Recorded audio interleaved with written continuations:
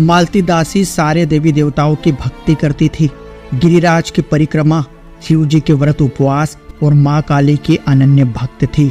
लेकिन ईशान उपासना से मालती दासी को कुछ भी लाभ नहीं हुआ, बल्कि मालती दासी के जीवन में दुखों के पहाड़ टूट पड़े।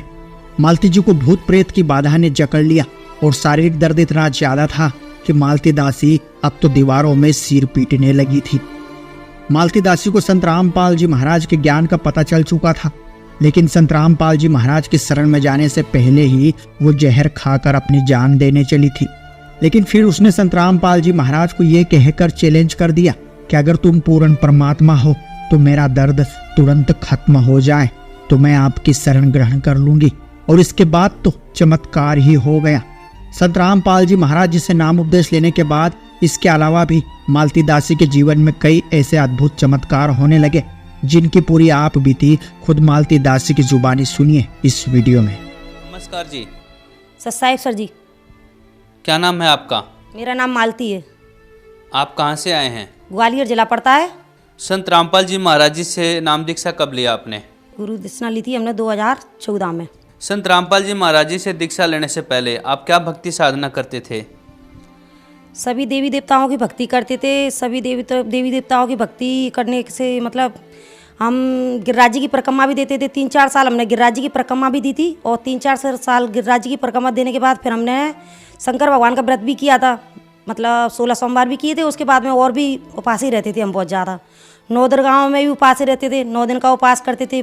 जितना ही पूरा बनता था उतना पूरा मतलब अपने तन मन से भक्ति करते थे। कि सबसे ज़्यादा काली माता की भक्ति करते थे। काली माता को हम जितना मानते थे कि काली माता से ज़्यादा हम और किसी को मानते ही नहीं थे, क्योंकि हम यही सोचते थे कि यही जगत जननी और यही परमात्मा, यही जगत जननी माता है। सबसे ज़्यादा हम माता ही को ज़्यादा मानते थे। क्यों?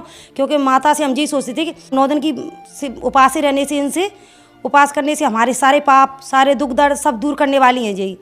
फिर जिनको हम जितना मानते थे उतना ही मानते इनसे हमें ना इतनी परेशानी मतलब बढ़ती गई कि बहुत ज़्यादा परेशानी आने लगी। परेशानी आने से हमें ना पूरे हमारे बच्चे भी परेशान होने लगे, हम भी परेशान होने लगे, हमारे पति भी बहुत परेशान रहने लगे। क्यों? क्योंकि वो हमारे चक्कर में है ना महीने में सिर्फ 8 दिन धंधा कर पाते थे। क्यों? क्योंकि हमको इस तरीके से परेशानी आ जाती थी कि कभी कभी तो हम अपने आप को ही ऐसे दीवारों में दे लेते थे, ऐसा कर लेते, मूड फूट जाता था, कहीं कुछ कर लेते। और ऐसी मतलब 24 घंटा है ना ऐसा पता नहीं पड़ता था कि क्या चक्कर है क्या चक्कर नहीं है। भूतनी सी भरी रहती थी। कोई कहता था कि इनके सिरे माता आती है तो वो माता ही मतलब परेशान करती है इनको।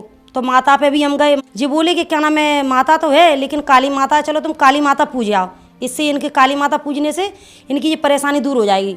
फिर हम मंदिर गए, हमने काली माता का पूजन किया। काली माता का पूजन किया तो और परेशानी बढ़ गई। फिर हमने किया कि जी क्या है, तो वो बोले कि चलो आसमानी माता एक, तो आसमानी माता पूज आओ। तो हमने कहा कि चलो वो भी देख लेते भैया। आसमानी माता पूजने गए तो आसमानी से माता से भी बहुत परेशानी बढ़ गई। इतनी परेशानी बढ़ गई कि परेशानी बढ़ने के बाद फिर हम तो जो समझ लो हार मान के समझ नहीं पा रहे थे हम कि माता हमको मतलब क्यों सुख शांति नहीं दे रही, क्यों हमारी ये परेशानियों को दूर नहीं कर रही, हमसे ऐसा क्या गलती हो रही है कि हम जितनी माता को समझते थे उतनी हम कृष्ण भगवान की भक्ति करते थे, शंकर भगवान की भक्ति करते थे, हमको परेशानी बढ़ रही थी। सुख शांति का तो कहीं नाम ही नहीं था। फिर हमने कहा कि ये मालिक अब तो तुम ही हो। कहती है कि सबका मालिक एक है, तो हमने उस मालिक को पुकारा कि मालिक अब तो तुम ही हो, हम ये परेशानियों को कब तक संभालें। हमने सबकी भक्ति कर ली, सब कर लिया, हमको अब इतनी सुख शांति क्यों नहीं दे पा रहा, इतना दर्द क्यों दे रहे हो कि हम अपनी जान को भी अब खोने पे मजबूर हो गए। क्यों? क्योंकि हमने अब परेशानियों को बहुत ज़्यादा इतना समझ लिया था कि हम अब क्या कर सकते हैं, कुछ समझ में नहीं आ रहा था। फिर तो हमने यही सोच लिया था कि अब रोज़ रोज़ मरने से अच्छा, रोज़ रोज़ ऐसी परेशानी उठाने से अच्छा जहर खा लो, इससे जीवन रहेगा ना, जी शरीर रहेगा, कुछ भी नहीं रहेगा, खत्म ही हो जाएगा। तो परेशानी से दूर तो हो जाएंगे, इतनी परेशानी मिल रही है। बहन जी, फिर आप संत रामपाल जी महाराज के शरण में कैसे आए? सर जी, सतगुरु रामपाल जी महाराज की शरण में तो हम ऐसे गए कि हमारे है ना एक पास में एक सतगुरु रामपाल जी महाराज के शिष्य रहते थे। उन्होंने कहा था कि आप सतगुरु रामपाल जी महाराज की शरण में जाओगे तो आपको है ना जो सारे दुखों से, परेशानी से, सबसे छुटकारा मिल जाएगा। क्यों?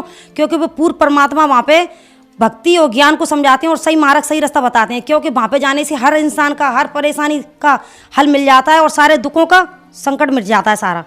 तो फिर एक दिन हमारे मतलब पति कह रहे थे कि अपन वहीं पे चलते हैं, तुझको परेशानी ज़्यादा रहती है तो अपन वहीं चलते हैं। फिर एक दिन जब तड़पते हुए मेरे को दर्द ज़्यादा बढ़ गया, मेरे शरीर में ऐसी हानि होने लगी, इससे मुझको ऐसा लगे कि मैं अब अपनी ये क्या करूँ, मेरी समझ में कुछ नहीं आ रही थी। मुझको बस इतनी घबराहट होने लगी दर्द के मारे कि 3 दिन तड़पते तड़पते तड़पते तड़पते मेरे दर्द के मारे ना खाना ना पीना ना पानी कुछ भी सब छूट गया मेरा।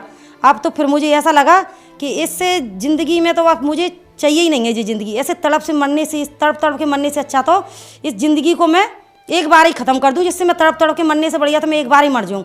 इसलिए मैंने सोच लिया कि अब मुझे जहर खाना है।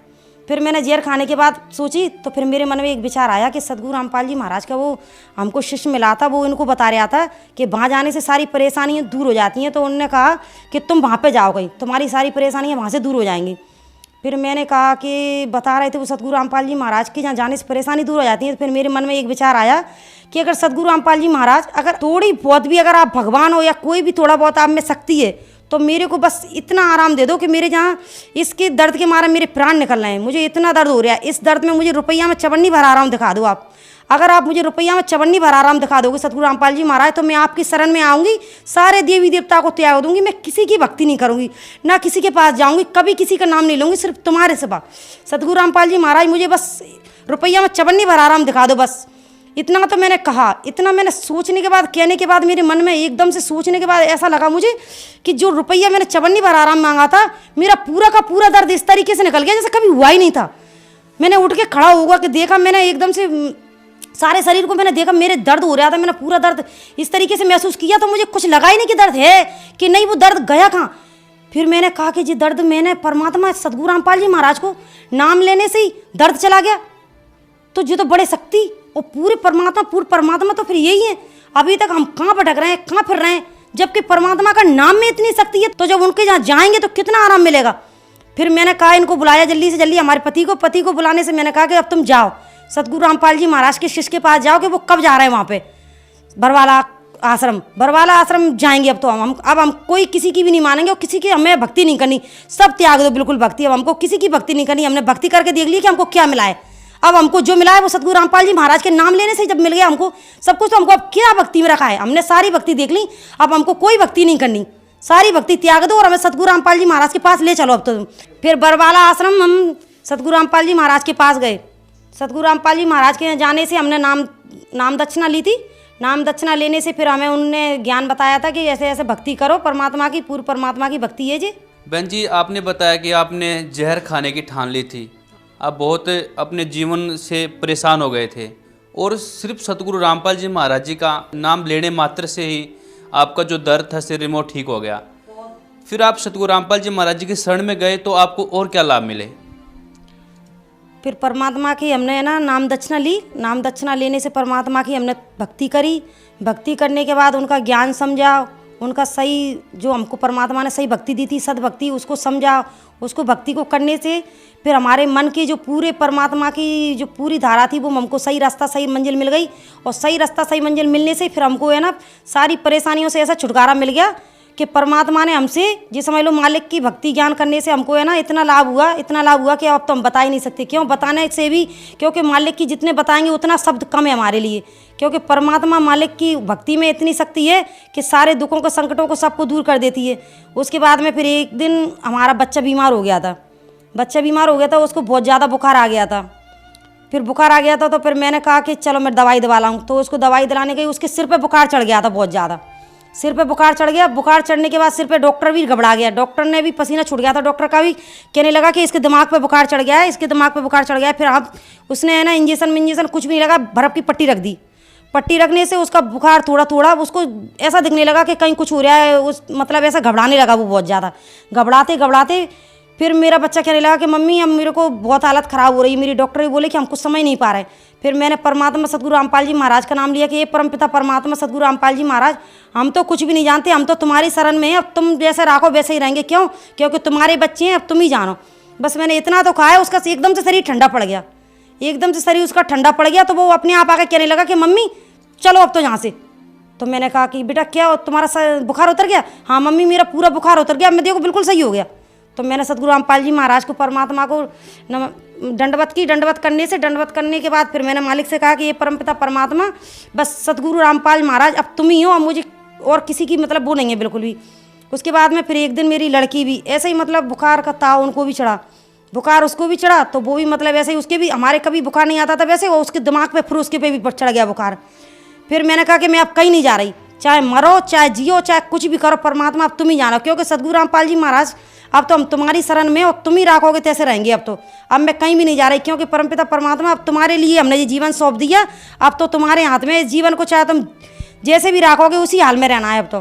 फिर सदगुरु रामपाल जी महाराज इतनी मेहनत करके मैंने कहा बच्ची से कि बेटा जा सदगुरु रामपाल जी महाराज के आगे दंडवत करके आ।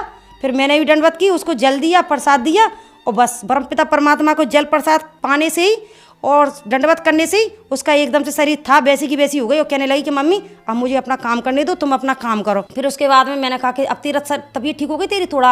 हाँ मम्मी मेरे को तो अब कोई तबीयत है ही नहीं, बिल्कुल मेरा भी एकदम से ऐसा जी घबरा रहा था, अब तो एकदम से मुझे ऐसा आराम मिल गया कि कुछ था ही नहीं, तो मेरी एकदम से हालत सही हो गई। तो मैंने कि चलो ठीक है।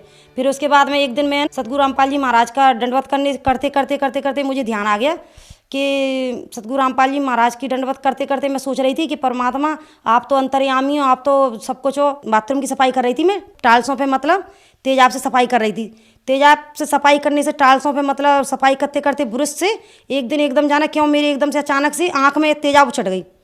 जब आँख में तेजाब उछटी तो एकदम से मुझको ऐसा लगा कि मेरी आँख एकदम से बहुत ज़्यादा आग फूकने लगी मेरी आँख में। तो फिर मैंने एकदम से घबरा के एकदम से सदगुरु रामपाल जी महाराज की जो मुझको मिला है प्रथम नाम, दूसरा नाम मिला है परमात्मा का, दूसरे नाम का मैंने जाप स्टार्ट कर दिया।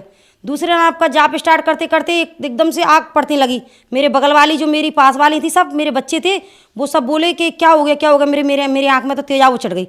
तो सब जने घबरा गए। घबराने के बाद वो बोले कि चलो डॉक्टर के चलते हैं। मैंने कहा मैं डॉक्टर के यहाँ नहीं जाऊँगी। वो बोले क्यों? तुम डॉक्टर के नहीं जाओगी तो तुम्हारी आँख फूट जाएगी। मैंने कहा मेरी आँख फूटती है तो फूट जाए, मुझे आँख की भी चिंता नहीं है, और आँख फूट जाए तो फूट जाए। मैंने तो बस सदगुरु रामपाल जी महाराज का नाम ले रखा है। अगर मेरे सदगुरु रामपाल जी महाराज, मुझे पूरा विश्वास है कि मेरे रामपाल जी महाराज जी आँख को अगर उनको फोड़नी होगी तो फूट जाएगी, और उनको अगर सही करनी होगी तो कर देंगे। मैं अब कहीं भी डॉक्टर के यहाँ नहीं जाऊँगी। फिर वो बोले कि जैसी तुम्हारी इच्छा। फिर मेरी बच्ची बोली कि मम्मी तुम इस आँख में थोड़ा सा जल डाल लो मालिक का, सदगुरु रामपाल जी महाराज का जल डाल लो और प्रसाद खा लो। अमृत जल होता है ना, वो हमने आँख में डाला और पिया, और पीने के बाद अमृत जल को फिर उसके बाद में प्रसाद खाया, और फिर मैं दंडवत करके अपना परमात्मा का नाम याद करने लगी। नाम याद करने के बाद सदगुरु रामपाल जी महाराज को मैंने दंडवत प्रणाम करके और वहीं पे अपनी माला करने लगी। माला करते करते एकदम से देखा मैंने कुछ बस 10 मिनट ही हुए होंगे। 10 मिनट के बाद देखा तो मैंने मेरी आँख में ऐसा लगा कि कुछ था ही नहीं। मेरी आँख दोनों बिल्कुल एक सी हो गई। तो मैंने दिखाया सबको, तो कहने लगी तो तेरी आँख बिल्कुल लाल ऐसे हो गई थी कि ऐसा लगता है कि कुछ दिखा ही नहीं रहा तुझको भी, और अंधी हो गई ऐसा लग रहा था बिल्कुल भी, क्योंकि आँख बिल्कुल ऐसा खून उतर आया था, आँख में खून उतर आया था, बिल्कुल लाल पड़ गई थी। बिल्कुल ऐसा लग रहा था कि सांप होगी कि नहीं होगी। इतना खून देखने के बाद सब जने घबरा गए थे कि आँख तो अब जे मुश्किल है कि बचे, क्योंकि तेजाब उछट जाती है तो अपन नेक हाथ पे या कुछ पे भी तेजाब छुट जाती है तो उससे कितनी आँख पड़ती है, किस तरीके से वो नुकसान बताती है अपन को नुकसान। लेकिन मेरी आंख में भी खून उतर आया था, लेकिन मेरे सदगुरु रामपाल जी महाराज की परमात्मा के शरण में आने से मेरी आंख दोनों देखो जैसी की जैसी। उस दिन हाल के हाल सब जो मेरे पास के थे सब लोग कहने लगे कि आज ये क्या चमत्कार था। फिर थोड़ा बहुत उनने भी कहा कि हाँ ये पूर्ण परमात्मा है, इनमें है शक्ति। और मैंने कहा कि मेरे सदगुरु रामपाल जी महाराज में इतनी शक्ति है कि देख लो। उन्हें हाल बता दिए तुमको 10 मिनट। आप तो कह रहे थे कि डॉक्टर के पास चलो, मैं कहती हूँ मेरे परमपिता परमात्मा सदगुरु रामपाल जी महाराज ही हैं। जो कुछ करने वाले हैं वो ही करने वाले हैं, क्योंकि उनके सिवा कहीं भी कुछ नहीं है। जो श्रद्धालु आपको देख रहे हैं, आप उन्हें क्या संदेश देना चाहेंगे? सदगुरु रामपाल जी महाराज का सत्संग आता है चैनल पे, उसको देखिए। उसको समझने के बाद, देखने के बाद आप समझिए कि क्या सच्चाई है क्या झूठ है। क्योंकि हम तो इतना ही कहना चाहते हैं कि सदगुरु रामपाल जी महाराज के सिवा यहाँ पे कोई कुछ भी नहीं है। देख लिया हमने इस दुनिया में रह के, इस संसार में देख लिया हमने, कितने दिन से हम रह रहे हैं और देखते आ रहे हैं। कितनी भक्ति कितनी करने के बाद भी हमको क्या मिला था, और आज हम सदगुरु रामपाल जी महाराज की शरण में आ गए तो सारे सुख सारे दुख दूर हो गए और सारे सुख देख लिए हमने। और सुख देखने के बाद आज हमको महसूस हुआ है कि जो मानव जन्म हमको मिला है इसका क्या मूल है, इसका मूल, इसका जीवन दान, इस जीवन का, इसका मूल अनमोल जीवन का आज हमको पता पड़ा है। क्योंकि सदगुरु रामपाल जी महाराज ने बताया हमको कि अनमोल जीवन को इसको संवारिए, उस भक्ति पे लगाइए जो भगवान अपना है, वो सबका मालिक एक है, उसको समझिए। क्यों? क्योंकि उसके सिवा हमारे लिए कोई कहीं भी नहीं है। क्योंकि सदगुरु रामपाल जी महाराज बताते हैं अपनों कि उस भगवान को समझने से ही अपने सारे दुख सारी परेशानियां दूर होंगी। क्यों? क्योंकि सदगुरु रामपाल जी महाराज ने कहा है कि सदगुरु शरण में आने से आई टले भला, और जो मस्तक में सूली हो वो कांटे में टल जाए। परमात्मा कहते हैं कि उस मालिक का ध्यान करिए, और सदगुरु रामपाल जी महाराज ने हमको सही भगवान का रास्ता बता दिया है। वो है परमात्मा कबीर साहिब। कबीर पूर्ण परमात्मा की भक्ति कीजिए और अपना जीवन सफल बनाइए। धन्यवाद जी। साहिब। सत्य घटना, सत्य की तह तक।